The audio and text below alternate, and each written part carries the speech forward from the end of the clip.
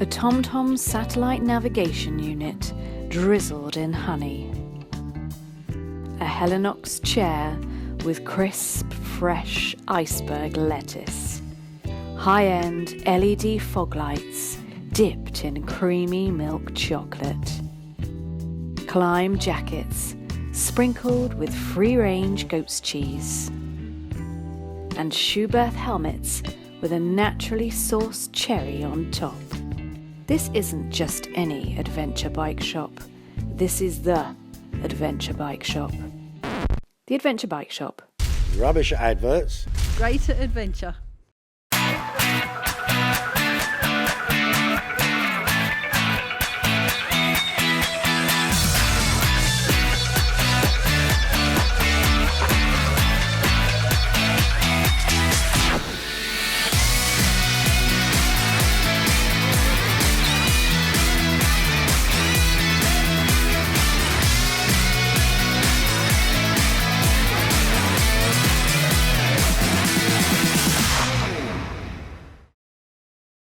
Hello and welcome to the all-new, bright and shiny, revamped Adventure Bike TV, where we have a brand new format, content and website. And apparently after 4.5 years of dedicated solo presenting service, by myself I'm not enough. So we've got a new presenter, Sam.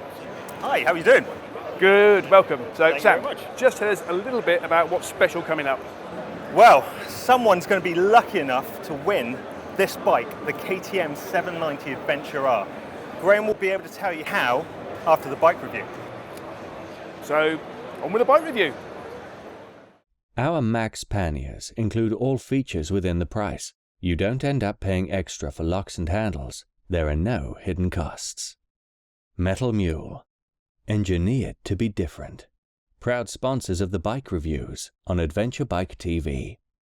This month's bike review is the BMW GS 1250, and just to be absolutely clear, it's the GS. It's not the GS Adventure, that's coming out in 2019. Now, I want you to put yourself in the shoes of BMW's chief designer, and your brief is to take the UK and Europe and BMW's best-selling motorbike since 2004 and change it for the better without making anything worse. Now that is a tough challenge. Would you fancy that job?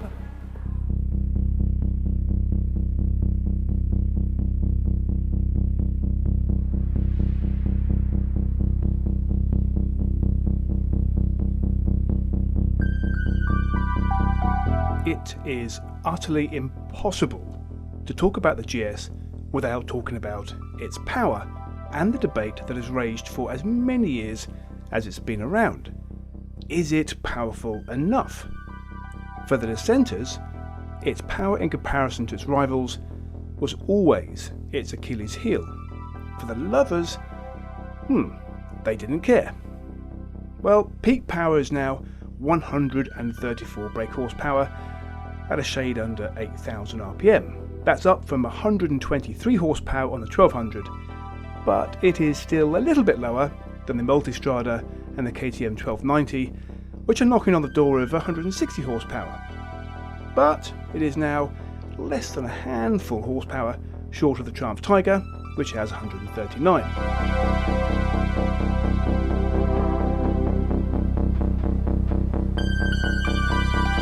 Because shift cam is such an important part of the changes to the 1250 engine, I wanted to just briefly explain in some very, very simple terms what it means. Now, for anybody who doesn't know what a cam is, it sits on a camshaft in the motorbike engine.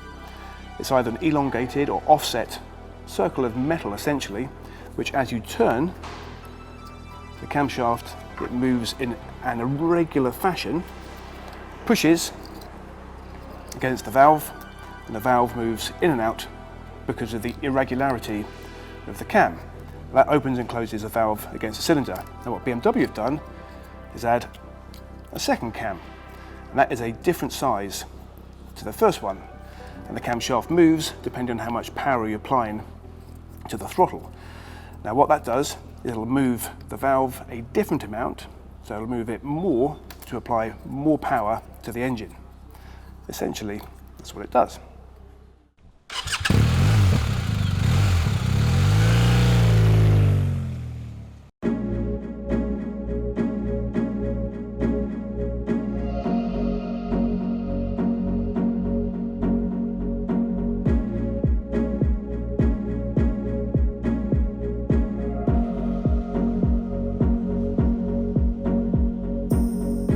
new shift cam helps with the uprated power, as of course does the increase in cc. The new 1250 GS is actually 1254cc, and as the old 1200 GS was 1170, the new motor is actually 84cc bigger, the whole 7.2% extra. So you're getting almost 9% extra power. Anyway, enough with the maths lesson. I'm not convinced that the differences in power between the BMW and its rivals are really going to make a difference in the real world. There's only so much power you can put onto the tarmac in average conditions. It'll be much more about the way in which the power is delivered, and the shift cam makes the power delivery from this 1250 GS as smooth as John Travolta's disco dancing. The new bike's chassis is, well, actually not very new at all. In fact, it's pretty much the same as the 1200s, and it's the same telelever workings up front, the same shaft drive, frame, tank, seat and semi-active suspension options. There has been a small weight price to pay. It's up 5 kilos at a claimed 249 kilos wet. There is one other significant change. The front brakes. They now say BMW, not Brembo. Now, the US manufacturer Hayes is actually not the same company as our beloved UK manual makers. They will be well known to many keen mountain bikers who will have been using their brake pads for years. And now they're producing the front brakes for the 1250. The electronics have had a bit of a makeover. There's an improved hill hold control system, which is pretty effective. And you can change the mode from fully auto to semi-manual. New to the 1250 is dynamic brake control, which closes throttle valves automatically when it detects hard braking. This is to mitigate against riders panicking in emergencies and opening the throttle whilst they're on the anchors. Every time I swing my leg over a GS, it transports me back to 10 years ago when there were so many reasons why I loved it. I bought one myself. I love the tail lever suspension. I like the linked brakes. I like the fact that the weight is so low down. It's a really easy bike to ride fast, even though you may not realise you're doing it. It's a kind of bike that's a really safe place to be and a really pleasant place to be whilst you're riding it. Just a little bit about prices. So the base model with no semi-active suspension or pro engine modes is a shade under 13.5 grand, but who's going to have one of those? The TE has the semi-active suspension, all the rider modes, quick shifter, heated grips and much more for 16,200, or you can get the exclusive TE, which has a bit of extra styling for an extra 300 quid. The GS Rally version with motorsport colours, shirt screen, gold spoked rims, narrow seat, base engine and chassis spec is 13,950, or you get the TE, which has full suspension and electronic spec package, for just a few quid under 17 grand.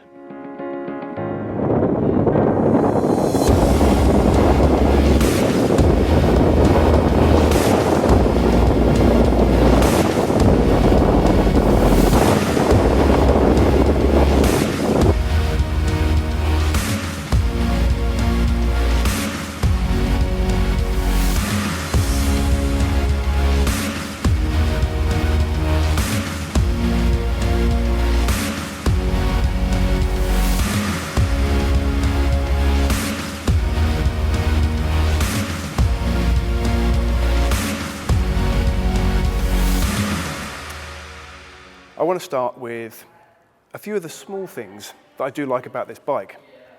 And they're small things but important. So the mode, the riding mode switch and the heated grip switch are accessible on your right thumb on the right hand side. You don't have to go through the TFT menu to get to those things. That means your eyes aren't drawn away from the road to the menu to play with the mode or play with your heated grips. And also, adjusting the screen, I don't think I've seen a system that is that simple or that easy to use with a gloved hand. But the question I posed to myself this morning when we arrived at Dick Lovett was, would this bike, because of the new system, be any different? Would it lose some of that essential je ne sais quoi, that character? Because of the shift cam, would it lose it and would it stop being the bike I'd always loved as a boxer engine bike? The shift cam delivers a smoother engine, undoubtedly, and it delivers more power. And in the real world, I don't think that power really makes much difference compared to some competitors that do have a bit more. In the real world, no. Although they do all deliver it in a slightly different way. Does the shift cam stop it having that essential character that the Boxer engine always delivered? And I think BMW have hit the nail slap bang on the head. It's great. I wouldn't want to see it any smoother because I think if you did, it would lose that essential character. But for this bike, I think it's great. Would I have one in my garage? That's a slightly different question. It's still essentially a road bike. And for me, I like something that can do both. But if I wanted to go and ride thousands of miles in a week, yeah, I would. Our Max Pannier has won many awards, including Ride Magazine Recommended and Adventure Bike TV's Best in Test. Metal Mule, engineered to be different. Proud sponsors of the bike reviews on Adventure Bike TV. For the bike review, we told you you could win a brand new KTM 790 Adventure R. Well, let's go over the Graham and find out how. Now, as part of the revamp of the show, we're bringing back our monthly competition where you can win a whole range of amazing goodies. But that's not the best part of it. When you enter the monthly competition, you will also be entered into our biggest prize ever. We've worked with the KTM Centre in Hemel Hempstead to bring you a KTM 790 Adventure R. And it even gets better than that, because as part of the prize, you'll get a whole weekend of training at the Sweet Lamb KTM Adventure Off-Road Experience. Now, let's take a quick look at what you can win this month. This month, we have a prize fund of over £800, including a Revit Trench Gore-Tex jacket worth £450, supplied, unsurprisingly, by Revit. Twist Moto have supplied an Endurostan Hurricane 25 rucksack worth £150. We also have a MSR Pocket Rocket 2 mini stove kit worth £75 from Expedition 52. Motor Freight are also giving a £100 voucher off shipping. Plus, we'll throw in an Adventure Bike TV cap, t-shirt and buff. That's a total prize fund of £830. And of course, you will be entered into our annual competition for the KTM 790 Adventure R. Now that's not bad. Do not forget that you can enter the monthly competition as many times as you like for the bargain price of £2 a go, and every time you enter it, you will automatically be entered into the competition for the 790 Adventure R. To enter the competition, go to the Adventure Bike TV website and click on the competition link, where you'll have to answer a very simple question. And I mean, it's going to be really, really simple. Now, I've got to say, I am exceptionally jealous of whoever it is who ends up winning this bike. It's amazing. As part of our Shiny New show, we are bringing you a brand new travel feature where we will be going off to a completely undisclosed location and going on an adventure with Sam, myself and Tom. We will not know where we're going or what we're going to do. So we were talking amongst ourselves as to where we thought our first location might be. We were told it's going to be somewhere reasonably close to home. So we were thinking maybe Scotland, maybe the mountains of Wales. And then we found out it was Belgium. Yay!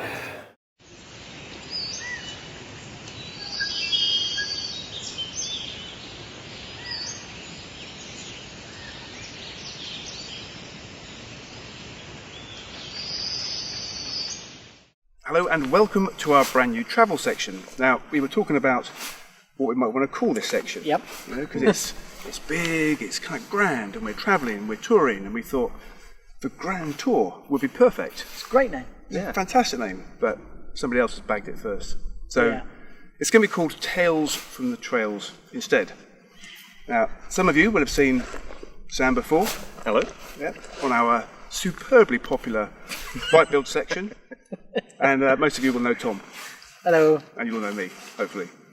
And we were told to turn up at a specified location in all our bike kit in Belgium. And that was it. Yep. So here we are at the specified location in Belgium, and we were talking about where we think we might be going with this, because we really don't know yet.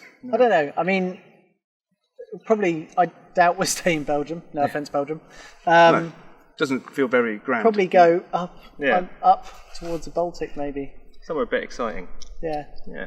As long as it's not, you know, I mean, we've got a week. You could go up to kind of Oslo. Yeah. There's some good trails around there on the Tet, I think, as well. Yeah, even head across France, down to Germany, Yeah. Black Forest, Yeah. in Yeah. Switzerland. Should be really That'd exciting. Yeah. So, Something's just gone ping. Right, we have a message. Ah, right. Hello, chaps. You are in Belgium. Really? Yep. Yeah, okay. Yes, we know that. yep, we got that. To be exact, you are in the ghost village of Dole. This doomed village slowly died as a huge port effectively cut it off from the rest of Antwerp and is now a haven for street artists. You will be excited to know you are going to spend the week travelling around this country of Belgium. It's hardly the go-to destination for adventure, is it? I didn't realise it was big enough to spend a week in. Okay. Right then. No, but it continues. Oh. But wait, there is more to Belgium than just a country to travel through in the way to somewhere else. This week will include some of the best on and off-road that Belgium has to offer, including the Belgium Trans-Euro Trail, the Tet. Today you will end the day sleeping under canvas, but first you need your bikes. We don't have any tents. Yeah. I only got told to They bring my didn't- They gear. didn't tell us to bring any tents. I haven't got a sleeping bag or anything. No, Nope. I haven't got it. Okay, let's see what happens. Okay. Okay, but first you will need your bikes. That would help. Yep. What Be we a got? bit rubbish travelling around in a car and a bike here, wouldn't it? What we got? What we got? What we got? There are what three we got? bikes. There are 3 bikes hiding around this spooky, deserted town, split up, and whichever bike you find, it is yours for the trip. Good luck. So it's literally whoever gets the best bike first wins. Gotta go, gotta see things, see new places and brand new things. Gotta go places and do things, maybe to forget.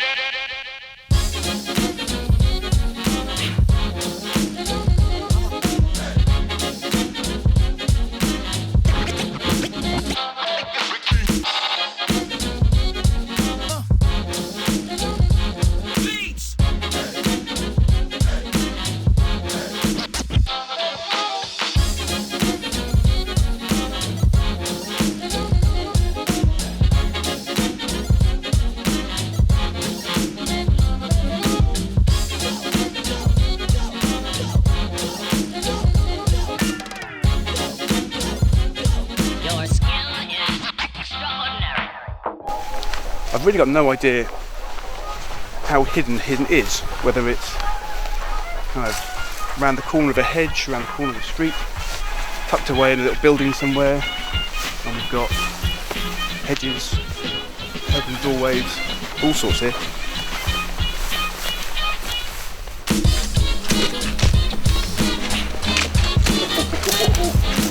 Ooh, 1090. Oh. So if they've got 1090, they've probably got 1290. Potentially they might have a 790. I hope they pulled that one off. Do you know what? As much as I'd like to spank this monkey, I think I'm going to go look for the 790.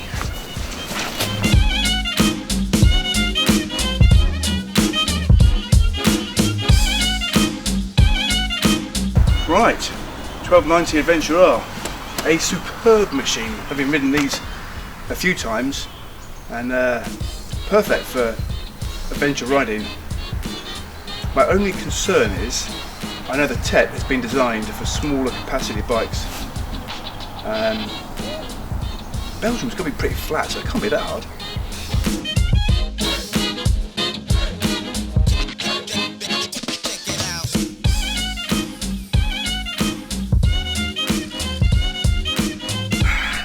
Looks like I found my bike.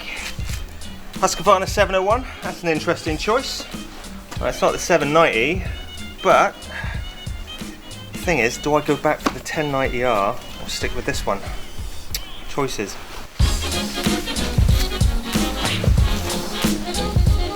Oh, bike. Okay, so 1090 Adventure. That probably means there's 1290. I don't know what the other one will be because I don't have the 790 ready yet. Maybe a Husky. I don't know, but I'm bored of all this running around, so I'm just going to have this one. We have our trusty steeds, but time is moving on. I'm getting hungry, it's 4:30, and we want to get to whatever this under canvas thing is before it gets dark. Well, we got coordinates. Yeah, the sat nav is saying 63 miles from here, so that's going to get us in about 6:30. Right, just in time for it to still be light. So I want to see this place in the light. Yeah, but we haven't got tents. I didn't miss an email. We haven't got any tents. No. I didn't get any. But it's under canvas. So hopefully they're supplying a tent. I'm hoping there can be some form of canvas there. I'll be a bit disappointed if there isn't. Just a sheet. Just as long as we, I mean, I don't know if we're sharing, but you know, I'm not going to be little spoon. Alright? So. Look, I'm sorry, you're the new presenter. You don't have a choice what spoon you are. You're whatever spoon we tell you to be. Yeah, I think it's middle spoon.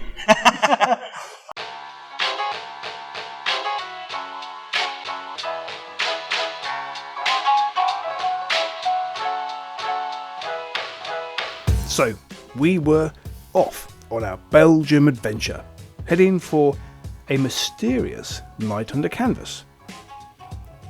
We drove past the busy port of Antwerp and eventually found ourselves at a house in what counts for Belgium suburbia, where we discovered the most unexpected back garden. It was no ordinary back garden. Whilst we were not necessarily surprised to find chickens in a vegetable patch, we were very surprised to find an outdoor shower, a complete outdoor kitchen, a compost toilet, and at the back, our canvas cover for the night, a teepee, which we promptly settled into.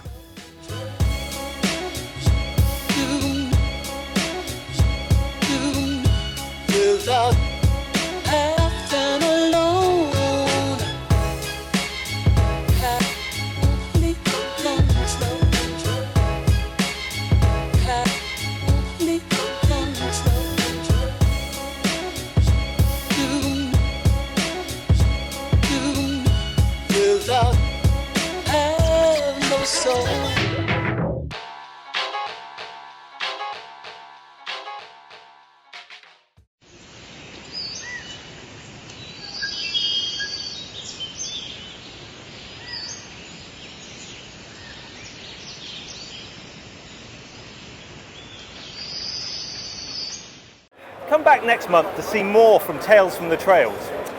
Unfortunately, despite having a refresh for the show, we do still have to have the odd advert break or two, so here we go.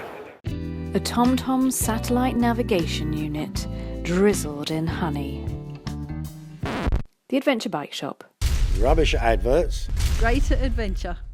There's not much incentive to get a bike out in weather like this, is there? Unless you're trying to get some credibility while you're making a commercial. It's more a time of wandering and making plans. Have you ever wondered what it's like to ride to Iraq or Mongolia, Siberia, Azerbaijan, Mexico, Alaska? Well, I've done all those things on a cheap little eBay bike. And if you want to be inspired and be informed, it's a great time of year, I think, to sit and read a book and find out about these trips and that they're really quite doable. You don't read? Don't worry, I do. I've done audiobooks as well, so you can just sit there and have me tell you a story. My website has a variety of products for the travel addict with wanderlust. So, whether it's Wheelie School with Adventure Bike TV or Adventure Rider Radio, or now I'm actually writing for Adventure Bike TV. Have a little slice of my life, and I've had a little bit of experience with this overland thing. Inspire someone this Christmas. Give them the gift of travel. A Helinox chair with crisp, fresh iceberg lettuce. The Adventure Bike Shop. Rubbish adverts. Greater adventure. Another one of our brand new segments is going to be a second-hand bike review, but not with me, this is with Sam. Hi, I'm Sam Farah. I'm your new presenter for this segment of Adventure Bike TV. I will be hand-holding you through the second-hand adventure bike market, and of course, how could we start this segment without introducing this beautiful bike, the BMW R100GS. This 980cc machine has an air-cooled, 4-stroke, 2-cylinder horizontally opposed boxer engine with 2 valves per cylinder. A far cry from the new BMW R1250 GS Graham was testing earlier in the show, although the baseline DNA from this bike is still present in every machine that succeeded it. Specification-wise, there's not much else to say. The bike is so simple, and at this point the GS range was still using telescopic front forks rather than the newer paralever front suspension, which was added with the 1100 and subsequent bikes. Rear drum brakes were seen as perfectly suitable too, with a single disc on the front. Right, for the real tech people out there, here are some other specs. The max power of the bike, when new, was 60 brake horsepower at 6,500 RPM and a max torque of 56 foot-pounds at 3,750 RPM. But this bike will have lost some of that, as all bikes tend to do as they age and the tolerances within the engine start to slip. The 5-speed gearbox is connected to a dry single-plate clutch with diaphragm springs, which will mean something to you if you're interested in that kind of thing. And if you aren't, well, let's just say it's why this bike finds neutral easier than Switzerland. So let's get to meet the owner of this fabulous bike, Gareth Jones. Hi, Sam. Hi, Gareth. Gareth, tell us a bit about the bike. Well, I bought this bike 5 years ago as a backup to my travel bike, which most people know me for, which is the Pan Head, Harley Pan Head. I bought it to, if the Harley couldn't do the journey, I knew I wanted something in the background which would be more than capable of doing it. Okay. But it's ended up being my daily bike. I commute on it, and I just love it. It's a very endearing bike to ride. I mean, as a daily commuter, I mean, is it?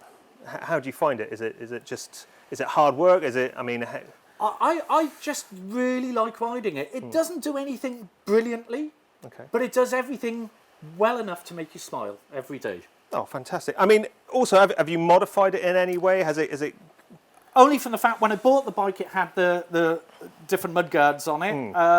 But since then, I've fitted a new rear shock, a Wilbur shock on the back, and Hyperfo springs on the front. Okay. And other than that, it's completely stock. Fantastic. Well, are you ready to let me ride this bike? Only if you bring it back. Well, I can't promise anything, but let's give it a go. You'll love it.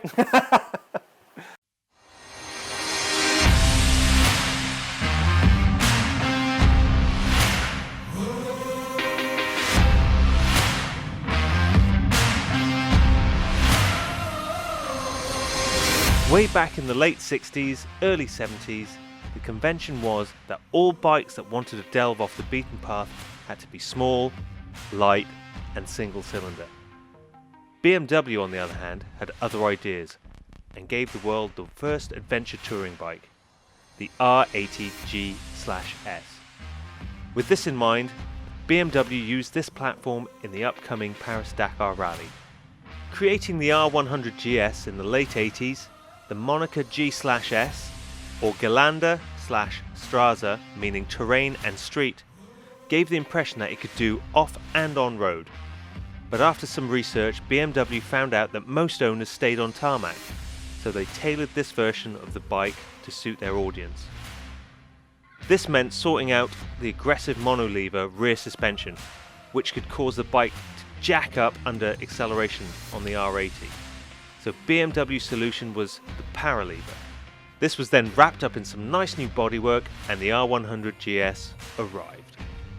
Some other major changes for the release of this bike were somewhat questionable, like the oil cooler which was mounted on the crash bars. Such a vital piece of kit in such a vulnerable location seemed more like an afterthought rather than precision German engineering. On the upside, they added 40mm Mazzocchi forks, replacing the old 36mm BMW ones, and replacing the 18-inch rear wheel with 17-inch rims that allowed the tubeless tyres. All this tweaking made the GS bigger and heavier, a trend which continues to this day, but people lapped it up. Alongside this, they brought out the infamous Paris-Dakar version, with a bigger tank, hard luggage, rack and front impact bars. The last R100GS rolled out of BMW in 1996 to make way for its newer sibling, the R1100GS. The lurch to one side when starting the bike is an instant and reassuring reminder that you are on a BMW with a boxer engine. The weight was heavy for the time, but now it's positively light compared with most of the modern adventure bikes, and I noticed it, especially on the little off-road I got done. The weight is kept low, which helps install confidence when riding. Of course, my confidence was shaken at the beginning when the owner of the bike called it his pride and joy, and mentioned he might even be selling it soon. Combine that with the fact that he was in the camera car the whole time made me somewhat tentative on the bike. The bike has a somewhat weird layout when it comes to controls, with each side having its own indicator switch. Something that stayed on the BMW until the R1250 GS liquid cool came out, when they reverted to the standard left thumb switch. The dash is clear and simple, with only vital information available and no pesky riding modes, just simple, reassuring and no nonsense. After the comfortable riding, it is somewhat terrifying when needing to apply the brakes, when you realise you need a hint of precognition in the application to avoid certain death. And like a redneck with a mullet, it's a sensible cut up front with its single disc brake, but at the back, the cut is a strange mess caused by the old style drum brakes.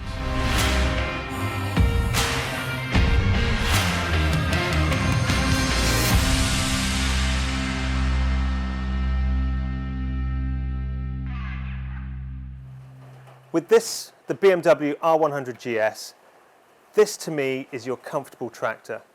This will get you where you want to go. It's comfortable.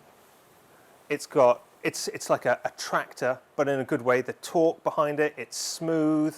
With the engine of the R100, it definitely has that original GS wobble. When you start it up, if you're not prepared for it, it can kind of throw you off your game a bit. But as soon as you start, it's just, you know, it's instantly a GS. You really felt like you would actually, you didn't need to go fast. You wanted to kind of see what was around you. It was something that was endearing. There's something endearing about that, and that's what I liked about this. In terms of things that need to be changed on this bike, there was not much, I have to say. The seating position is great.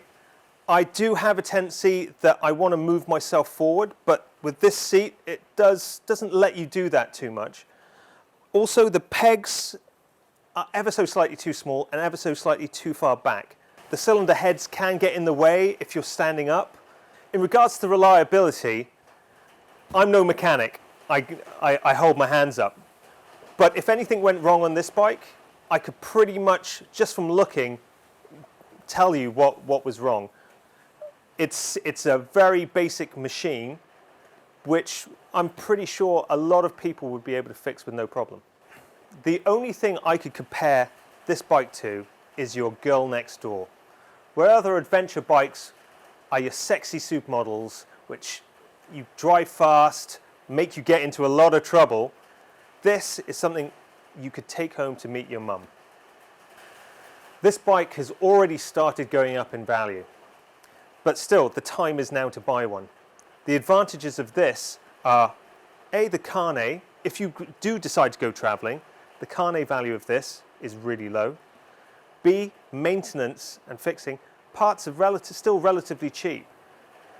And 3, it's only going to go up in value. So the question I ask myself is, especially with these kind of bikes, is this something I could actually take around the world? My honest answer with this one, yeah. Now it's time for Under the Visor with Gareth Jones. Don't ride here. Ride here. Explore new horizons with Moto Freight. Proud sponsors of Under the Visor. Okay, hi, I'm Gareth Jones. Most people probably know me for riding an old 1951 Harley Davidson Pan Head, numerous trips around Africa. I was also part of the Great Fruit Adventure, London to Cape Town on a Triumph 800 XCA.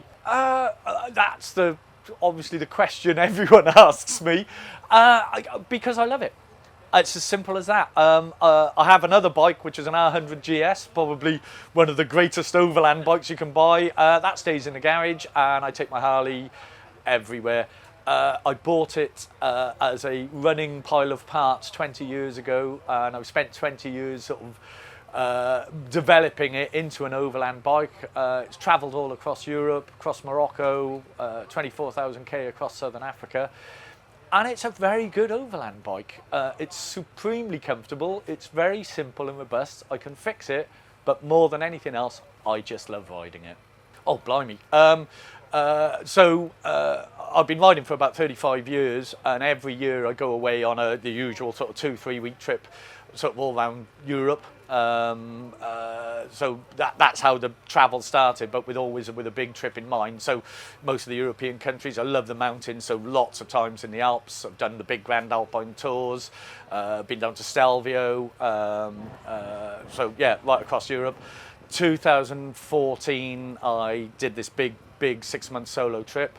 Before I did that, I went and destruction tested in Morocco to make sure the bike could do it. So the one, obviously most people know me, is the Facebook page of that trip was Pan Without a Plan. And that was, I flew the bike down to Cape Town. So I did South Africa, Namibia, Botswana, Zambia, Malawi, Tanzania, Mozambique, Swaziland and Lesotho.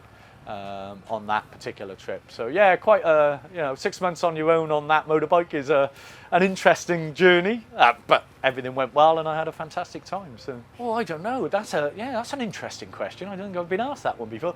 For me it was just the freedom of being on the road, the simplicity of life on the road. Especially the longer trips. For me, the biggest thing, I've done lots and lots of 2 and 3 week trips, which are always great.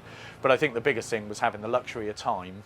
I run my own business, and that can be quite stressful at times. And I loved just solo travel in particular as well. You're responsible for your own actions. You've got nothing else to deal with apart from your own, your own issues. But yeah, I think just meeting amazing people, seeing fantastic countries, which is, but yeah, I think just the simplicity of it, of just shaking off the sort of day-to-day problems which you get in life, and then just living off a motorbike for 6 months, where not that I'm a particularly fashionable kind of guy, but I've got 2 t-shirts. Oh, which one am I going to wear today, kind of thing. Whereas but anything, just the beauty of just not. I tend to travel without too much of a plan. So just having, just seeing where life takes you was, and the simplicity of that, I think, was probably that hurt.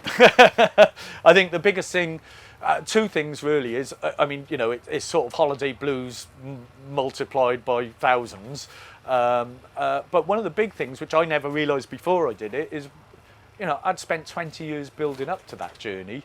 For years before, even down to things like I bought a new sleeping bag about 3 years before I went, and in your head you go, oh, it's my Africa sleeping bag, and you just, everything, every pretty much minute of the day, it's in the back of your mind, I've got to do this, and Africa's coming, and I've got this big trip, and your life is so full of that anticipation, and although I don't plan much, you still got to get your kit, and it's in your mind all the time, and you're excited.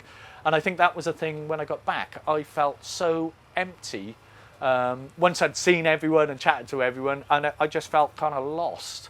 And it was because I didn't have the dream, amazing that I'd achieved it, but not having another plan straight away kind of hurts, which is why a lot of people obviously either write books or start planning the next journey as soon as they can. At the moment, I'm not a huge on social media, but I do have a Facebook page, which is Pan Without a Plan. Pan is, the bike is a Pan Head. Harleys are named after their engine, so hence Pan, and I've never got a plan. So Facebook page, Pan Without a Plan, is where I put stuff up about my travels. So have a look on there if you want to see what I'm up to. Don't ride here. Ride here. Explore new horizons with MotoFreight. Proud sponsors of Under the Visor. Another part of the revamp of Adventure Bike TV is the Information Hub, where you'll find old favourites such as bike build and adventure advice, along with a whole host of new stuff. So this month we have top riding tips, Meals on Two Wheels, which is a fantastic adventure cuisine segment. Also, I think Pitch Up, which again is about camping equipment, and also finally we're bringing back Top Tech.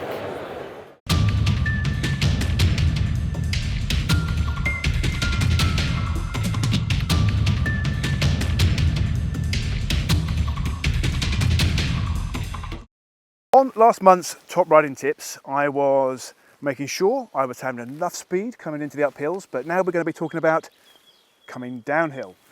Okay, yeah. Downhill riding. Downhill riding, yeah. I love downhills. I love them.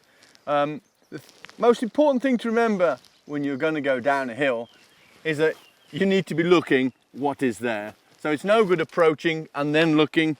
You need to be on the back brake. You want to be loading the front end so that you've got plenty of action on the front brake.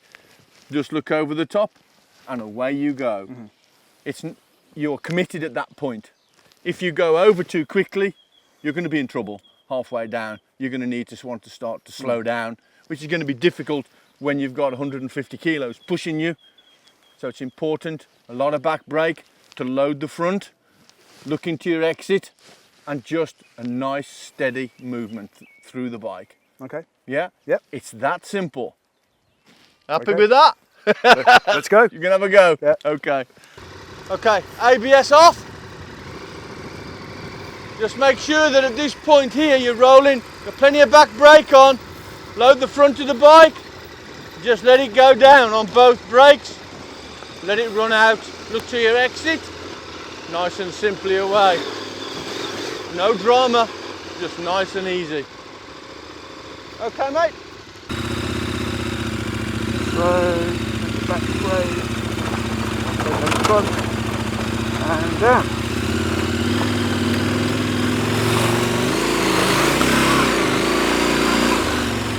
So, in a very similar way to when we went uphill, it's all about control going downhill. Yep. Again, not trying to be a hero. Nope. Yeah, be safe. Yeah. And I felt very safe going down there. Yeah, it was good. It was nice and controlled. If you're in control, the job's done. Yeah. Yeah, well done, mate. So next month we're going to take uphill, downhill, take something further on the hills and talk about recovery if you get stuck on a hill.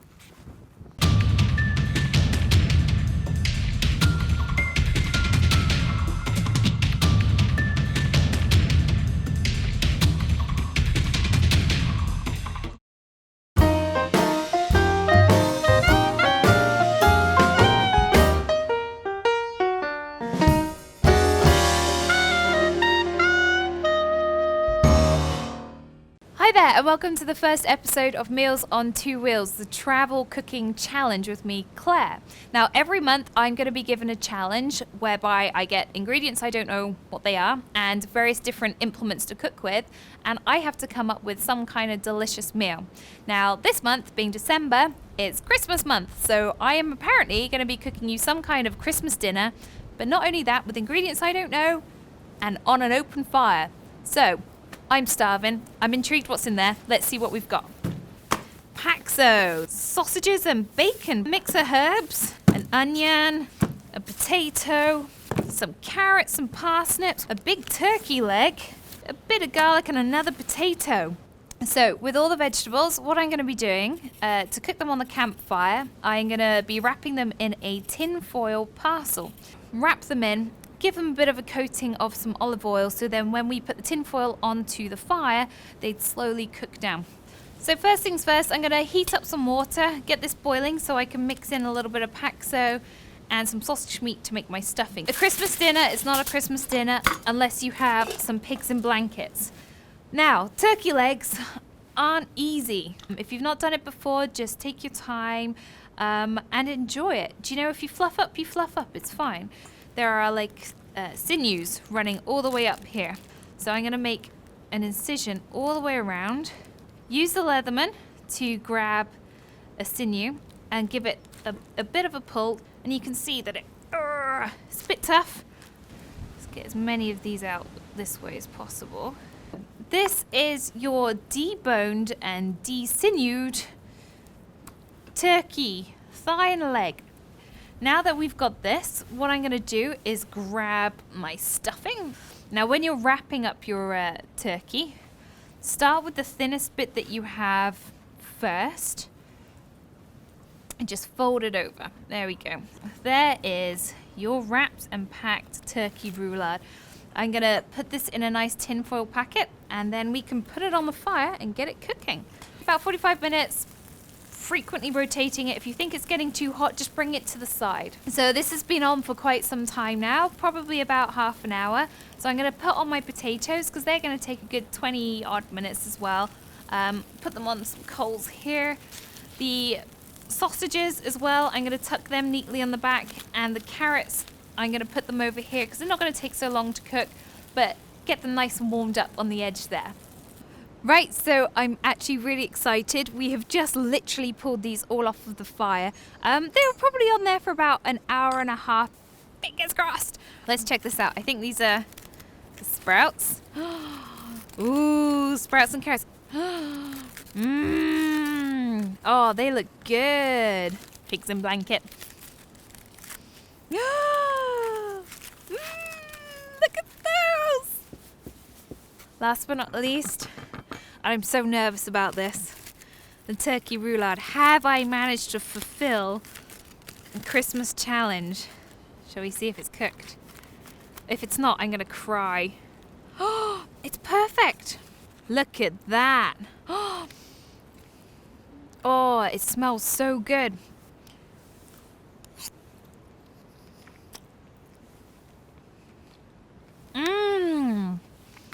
Is it good?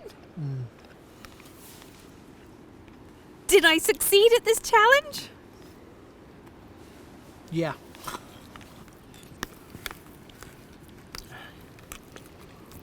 So good.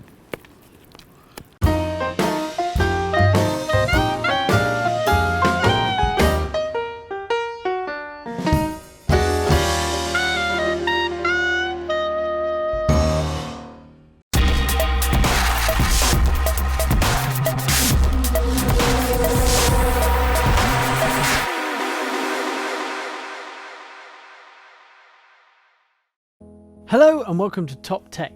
The new Top Tech aims to be different. Unlike so many other online reviews which are actually just unboxing videos, we aim to give you honest and decent information on kit that we have been using and testing for a good period of time. This month we have two rucksacks, the Endurostan Hurricane 15 and the Hurricane 25. Endurostan are a Swiss company that make a wide range of soft luggage options. Now we were given these two packs to test, and as well as day-to-day riding, we use them while out in Belgium taking on the Trans-European Trail. These rucksacks benefit from a surprisingly roomy interior, which has been well thought out. Even though I had the smaller 15 litre, I still comfortably carried my 13-inch MacBook in the bag's padded sleeve, and I had chargers, hard drives, and all my clothes, toiletries, etc. for the entire week away, all in a bag which looks pretty small from the outside. Speaking of the outside, there is plenty of room to add stuff. The stowaway bottle pouches could easily hold a big water bottle each and almost disappear when not in use, and the net storage is great for things like a first aid bag or just to stuff a waterproof jacket. There are also 4 compression straps which have enough slack to add way more to the bag as well. Not surprisingly, they have mostly the same features, including excellent waterproof zips and options for adding on other bags, but there are a few differences outside of the 10 litre capacity difference. Namely 2 extra external pockets on the 25 litre, one at the top and a handy one at the bottom for a toolkit, keeping the weight low without affecting access. Both these rucksacks have been given a beasting by us, and there was a bit of light fraying on the 25 litre chest strap. However, it's worth noting that we were given one of the pre-production models, and there have been a few tweaks for the full production model. And bearing in mind the Hurricane 15, which was a production model, had no issues at all, and we couldn't find any other mentions of this issue, we're just putting it down to being a pre-production model. Overall, we love the Hurricanes, and their only real competition is the Krieger. prices are very similar, but this feels a lot more hard wearing and it's waterproof without the inner bag needed by the Kriega R25. The Endurostan 15 and 25 litres get 5 stars from Adventure Bike TV.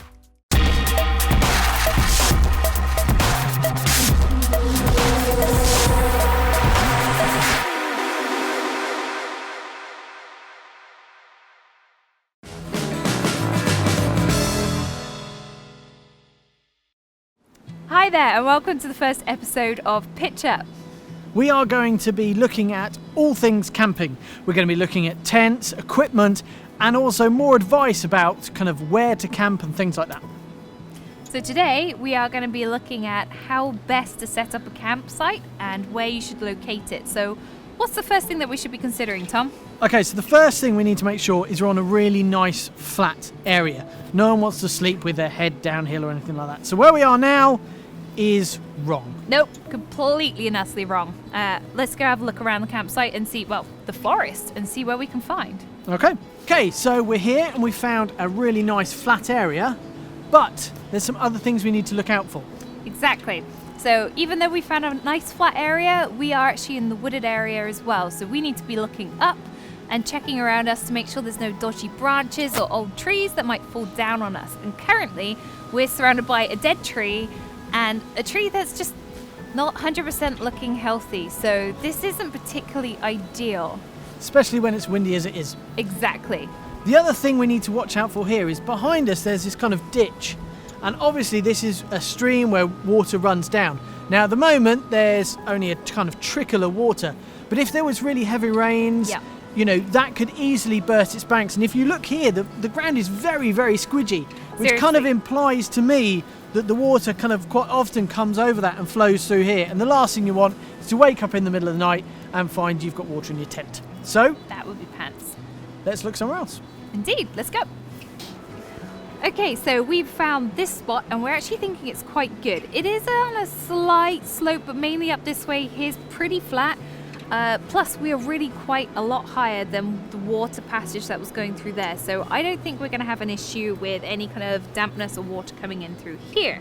What do you reckon? Yeah, definitely. And I think as well, when you look around, the trees are a bit healthier. We're in a bit more of a clearing here. And also there's quite a few stumps around us. So you can see that someone's looking after this area and getting rid of the dead trees where we are now. So I think this is a great place to pitch our tents. Exactly. But before we do, even though it's nicely cleared, we need to pick out any rocks or loose debris just to make sure we don't perforate our tent before setting up. So I think we've got a little job to do right now.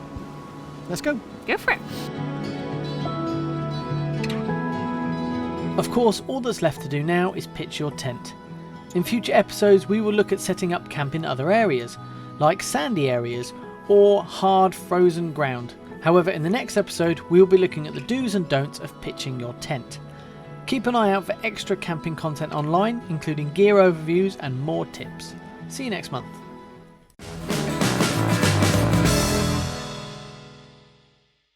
Thank you for watching the new format Adventure Bike TV. In addition to all the fabulous new content you've seen on the show, there's a whole load of new stuff on the website as well, including 2 new columnists, Graham Field and Remy Wesolowski. And remember, don't forget to enter the competition for the new KTM Adventure 790R. Thank you for watching, and we will see you next time. Best-selling motorbike since 2014, since 2004. Try to do 3 perfect ones in one go. Go to the call.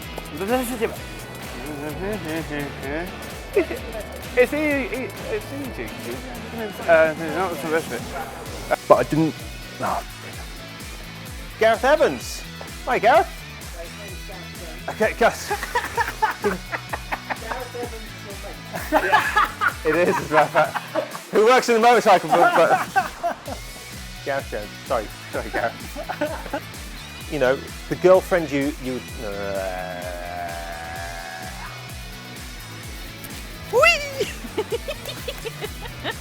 My eyes. This is my punishment. Making sure I'm satisfying everyone around. Wow! Wow! Come to me if you want satisfaction. specifically with your mouth. Thank you for watching, and we will see you next time.